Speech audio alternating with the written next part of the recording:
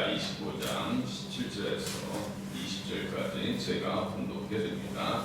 유다 왕 아마시아가 상이하고 예후의 손자 요아스의 아들 이스라엘 왕 요아스에게 사신을 보내어 이르되 오라 서로 대면하자 한지라. 이스라엘 왕 요아스가 유다 왕 아마시아에게 사람을 보내어 이르되 레바논 가시나무가 레바논 백향목에게 전가를 보내어 이르기를 내 딸을 내 아들에게 주어 아내로 삼게 하라 하였더니 레바논 들짐승이 지나가다가 그 가시나무를 짓밟았느니라. 내가 에돔 사람들을 쳤다고 내 마음이 교만하여 자긍하는도다. 내 궁에나 있으라. 어찌하여 화를 자초하여 너와 유다가 함께 망하고자 하느냐 하나 아마시아가 듣지 아니하였으니 이는 하나님께로 말미암은 것이라. 그들이 에돔 신들에게 구하였으므로 그 대적의 손에 넘기려 하심이더라.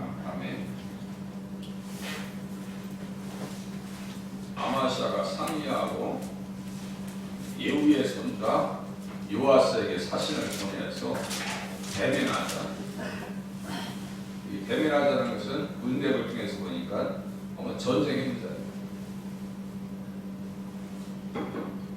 그런데 아마시아가 이미 어디에 넘어갔어요? 에돔 신의 세일 자손들의 신들을 가져와서 자기 신으로 세웠다 이렇게 말씀드렸죠. 14절 보니까. 그러니까 다른 신을 섬기면서 상의한다. 전쟁하려면 얼마나 머리를 많이 쓰겠어요. 그죠? 전쟁하냐? 이것저것 계산해보고. 그런데 하나님 앞에 하나님을 떠났기 때문에 어떻게 해요? 하나님은 능히 돕기도 하시고 능히 패하게도 하십니다. 하나님의 손께서 떠났으니까 어떻게 돼요? 하나님 앞에 패배할 수가 있어요. 분위 파악을 못하고 괜히 이렇게 설쳤다가 그냥 무너져버려요. 그래서 선자가 이야기하는 것을요 듣질 않아요. 네가 맞으려고 그래? 선지자가 왕에게 말합니다. 나의 경고를 듣지 아니하니 하나님이 왕을 멸하시기로 작정하신 줄 아니라. 하나님의 말씀을 들어야 살죠. 하나님의 말씀을 듣지 아니하면 패배할 수밖에 없는 거예요. 패배한 자들이 모이는 곳이 어디예요? 시험이죠. 어디예요? 시험이에요. 패배자들이 모이는 곳. 시험에 든 자들이 모이는 것이 지옥입니다. 인생들을 나무로 비유하고 있잖아요. 이게 이제 은인법이라고 해요. 나무로 비유해요. 그 나무들이 활활 타오르는 것은 어디 가요? 지옥 가는 거지 뭐예요. 듣지 아니에요? 자기도 듣지 않습니다. 20절 보세요. 아마시아가 듣지 아니하였으니 이는 하나님께로 말미암은 것이. 아무리 자기가 상의하고 계획을 세우고 전쟁하려고 온갖 준비를 다 했을 거 아닙니까? 하나님의 말씀 듣지 아니하니까 자기가 살 길을 듣지 않아요. 여기에서 요아스 왕의 말을 듣고 거기에서 딱 준비했으면요 망신 안 당해요. 그죠? 망신 당할 일이 없어요. 강하면 부러집니다. 강하면 부러져요. 하나님 앞에 유연한 삶을 살아야 돼요. 우리 주님께서도 비유법을 잘 쓰셨습니다. 운이라고 하는 것은 뭐는 무엇이다 이런 뜻이거든요. 너희는 세상의 소금이다. 우리가 세상의 소금이래요. 지금 레바논에 뭐예요? 백향목이 나오고 레바논에 가시나무가 나와요. 가시나무는 지금 요아스 왕이 얘기하고 있는 가시나무는 누굴 얘기하는 거예요? 아마시아를 얘기하고 있는 거예요. 예후가 수청 작업을 잘해가지고 하나님께서 4대를 보장해 주셨거든요. 왕권 4대 요아스, 여로보암 2세 그리고 스가랴와 이렇게 네 왕을 손자들까지 증손자까지 다 이렇게 아들, 손자, 증손자, 고손자까지 왕권을 보장해 줬어요. 그런데 나중에 알고 보면요 이 요아스도 이렇게 믿음 있는 것 같이 얘기하잖아요. 그놈이 그놈입니다. 여로보암의 길을 따라갑니다. 느바세 아들 여로보암의 모든 죄에서 떠나지 아니하고 그 가운데 행하였더라. 그럼에도 불구하고 하나님께서 그 땅에서 이스라엘 백성들을 찍어내지 아니하는 것은 다른 데 있는 것이 아니고요 하나님께서 여호와께서 아브라함과 이삭과 야곱과 더불어 세우신 언약 때문에 이스라엘에게 은혜를 베풀어 그들을 불쌍히 여기사 돌보사 멸하기를 즐기하지 아니하시고 이때까지 자기 앞에서 쫓아내지 아니하셨다. 계속 기회를 줬어요. 뭐 국왕 요아스나 지금 아마시아에게도요, 선자들을 통해서 계속 보내면서 예수 잘 믿어야지, 예수 잘 믿어야 될 거 아니에요. 다들 콧방귀 끼고 말이죠, 듣질 않습니다. 들어먹지 않아요. 하나님은 누구 편에 서서야 되는 거예요? 이스라엘 편에 서야 되는 거예요. 유다 편에 서야 되는 거예요. 다 하나님의 백성이고 이스라엘 자손이고 아브라함의 자손인데, 그렇지 않아요? 그래도 버리지 않으십니다. 그들을 버리지 않아요. 여로보암 2세 때는 호세아 선자를 통해서 예수님의 부활의 메시지를 또 보냈잖아요. 이야기하잖아요. 다윗을 통해서 예수님 얘기하고, 내가 너희들에게 장가들겠다고 호세아서 2장, 제가 너무너무 좋아하는 말씀. 영원히 살 거야 너희들이랑. 하나님의 그 원대한 계획, 복음의 말씀을 들었으면 사는 것이고, 그 시대 사람들이 그 복음의 말씀을 외면한 사람들은 죽임을 당했을 거예요. 영원히 지옥에 들어가는 거죠. 지금 이 시대가 똑같아요. 성경 가지고 아무리 예수 얘기해도 곁으로 듣는 사람들은요, 절대로 하나님 앞에 올바로 설 수가 없어요. 승리할 수가 없습니다. 잘 되고 안 되고가 문제가 아니에요. 성경은요, 이렇게 비유적인 표현들이 많이 나옵니다. 이 백향목에 대한 이야기가 나오잖아요. 백향목의 용도가 도대체 무엇인가? 백향목, 쭉 나무에 관계되어져서 이스라엘 백성들과의 교훈을 같이 한번 알아보면 오늘 시간이 아마 그래도 부족할 것 같아요. 백향목의 용도가 뭔데요? 레바논에서 백향목과 잣나무와 백단목을 내게 보내셔서, 솔로몬이 성전을 건축할 때 가장 많이 쓴 게 나무가 뭐예요? 백향목이에요. 그렇게 귀한 나무라고요, 백향목이. 의인은 종려나무와 같이 번성하며 레바논의 백향목같이 성장하리라 하다. 의인을 말이죠, 백향목으로 비유해요. 그러니까 요아스가 자기를 지금 백향목으로 얘기하고 있는 것은 언뜻 보면 예수를 잘 믿는 것 같아요. 그런데 조금 전에 말씀드렸죠, 그놈이요. 들은 풍월은 있어가지고, 우리도 들은 풍월은 있어가지고, 비유를 가지고 이렇게 이야기해요.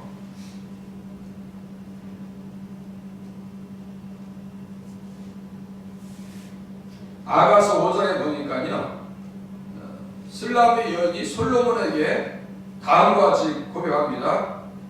예수님께 대한 사랑의 고백입니다. 다리는 순금 받침에 세운 화반석 기둥 같고 생김새는 레바논 같으며 백향목처럼 보기 좋고, 생김새는 레바논 같으며 백향목처럼 보기가 좋다. 이렇게 고백합니다. 예수님을 백향목으로 비유합니다. 포도나무로 예수님께서 말씀하시고, 또 예수님께서 친히 잣나무로도 하나님을 얘기합니다. 그 나무를 통해서 하나님도 얘기하고 예수님도 얘기하고 그 백성들 가지도 이야기합니다. 그죠? 백성들도 얘기한다. 우리는 어떤 사람까지 되어져야 돼요? 백향목같이 아름다운 향을 풍기는 사람이 되셔야 될 줄로 믿으시면 맞습니다. 예수 향기가 나와야 돼요. 예수 향기가. 우리나라 향나무 보면은 제사할 때 이렇게 향을 피우잖아요. 향이 얼마나 진해요. 향나무. 귀하게 생각합니다. 한국 사람들. 이스라엘 사람들은 무엇을 귀하게 생각한다고요? 백향목을 아주 귀하게 생각합니다. 제가 향기를 맡아보지 못했는데요, 그렇게 향기가 좋다고 얘기를 해요. 먼저 아까 냄새 맡을 기회도 있겠죠. 그 주님을 위해서 슬라비 여인은 다음과 같이 고백합니다. 내가 내 사랑하는 자를 위해서 문을 열었어요. 마음의 문을 활짝 열어야 돼요. 문을 열었으나 그는 벌써 물러갔네. 그가 말할 때 내 혼이 나갔구나. 제가 자주 얘기하는 거죠. 그가 말할 때 내 혼이 나갔구나. 이성이 마비되고요, 자기 고집이 꺾여야 되고요, 자아가 무너져야 돼요. 그것이 신앙생활 잘하는 비결입니다.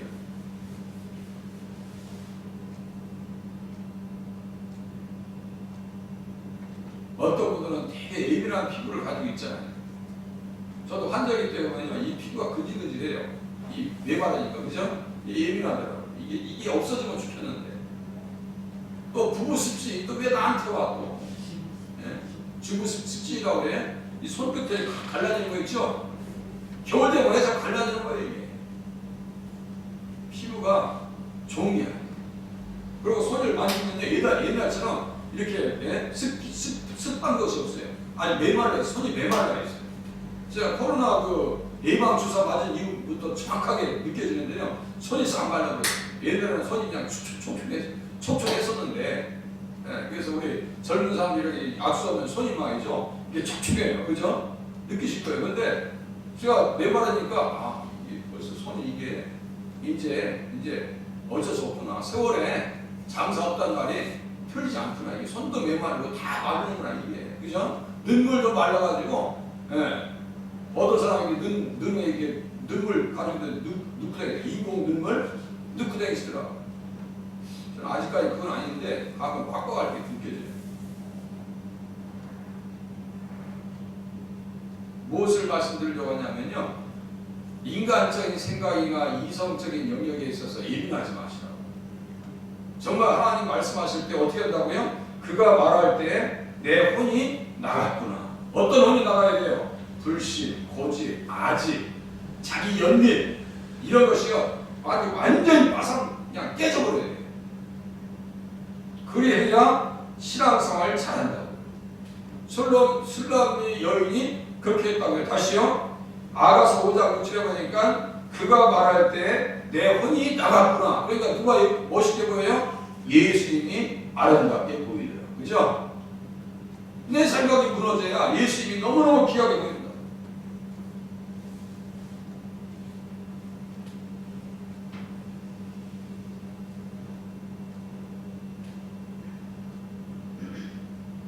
에브라임의 말이 내가 다시 우상과 무슨 상관이 있으려 할지라 그가 내가 그를 돌아보아 대답하기를 나는 푸른 잣나무 같으니 내가 나로 말미암아 열매를 얻으리라.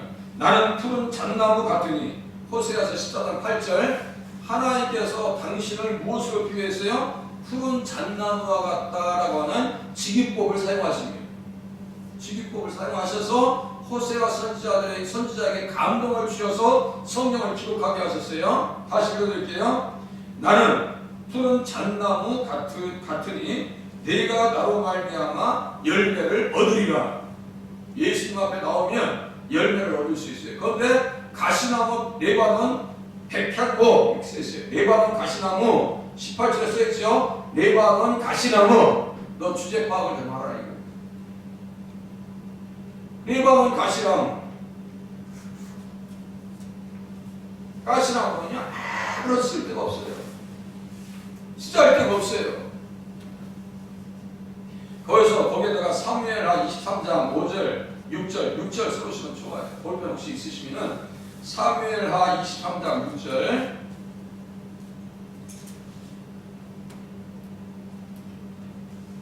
저도 쓰면서 설교해야 되겠어요. 같이 쓰면서 사무엘하 23장 6절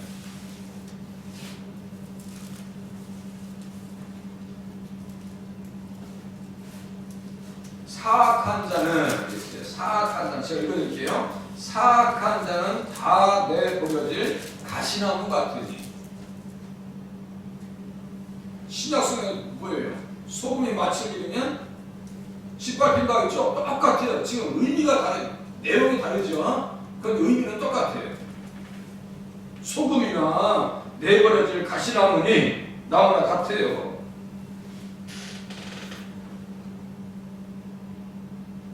사악한 자를 가시나무로 비유합니다. 그러니까 지금 레바논의 가시나무를 지금 무엇으로 지금 이야기하고 있는 거예요? 요아스 왕이 이 사악한 자라는 거예요. 사악한 못돼 먹은 인간아.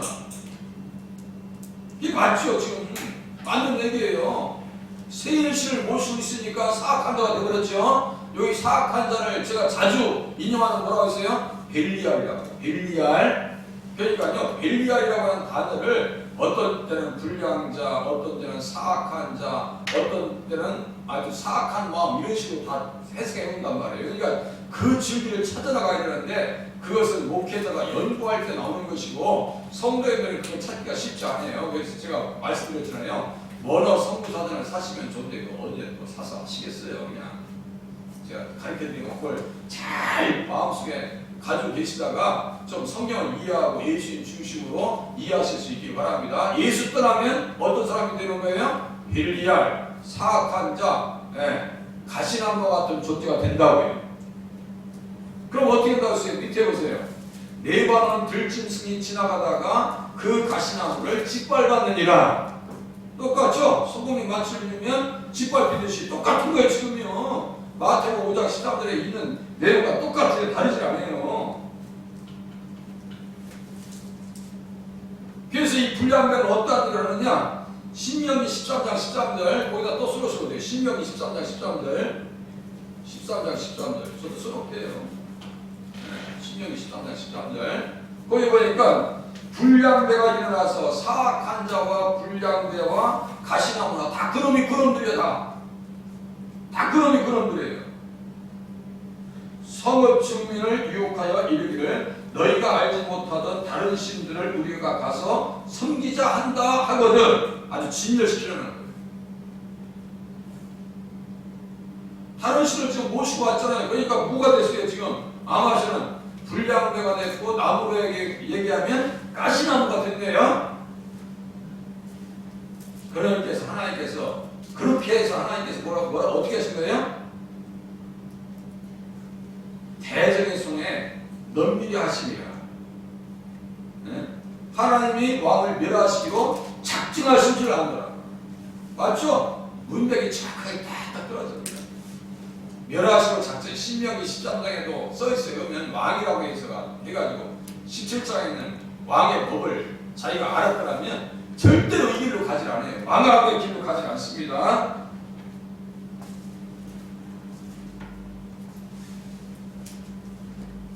창피한 줄 알아야지. 창피한 줄 알아야지. 이스라엘 백성들 전체도 똑같습니다. 주께서 한 포도나무를 애굽에서 가져다가 민족들을 쫓아내시고 그것을 심으셨나이다. 포도나무를 지금 제가 이스라엘 백성들로 지금 이해한 표현을 지금 성구를 읽어드리고 있는 겁니다. 시편 80장 8절 포도나무 포도나무 시편 80장 8절 포도나무가 무슨 백성이냐면 이스라엘 백성이에요. 애굽에서 가져다가 민족들을 쫓아내시고 그것을 심으셨나이다. 잘 자랐습니다. 잘 자랐습니다. 그런데요 나중에 가서 보니까 교만해가지고 교만해가지고 뭐가 쳐들어오냐면요 습속에 멧돼지들이 상이하며 들짐승들이 범나이다. 습속에 멧돼지들이 상이하며 들짐승들이 범나이다. 왜 그럴까요? 교만하고 우상을 섬기고 말 안 듣습니다. 말 안 들어요. 개인이나 국가나 사회나 가족이나 말을 듣지 않으면 멸망할 수밖에 없어요. 그죠? 멸망할 수밖에 없습니다. 하나님 예수의 말씀 잘 들어서 정말 백향목처럼 아주 반듯하게 자라게 하십니다. 그죠? 반듯하게 포도나무와 같이 열매가 주렁주렁 열리게 하십니다. 주렁주렁 열리게 하십니다. 우리 가족을 하나님께서 그렇게 사용하여 주시옵소서. 기도하시는 새벽에 되실 수 있기를 바랍니다. 기도하시겠습니다.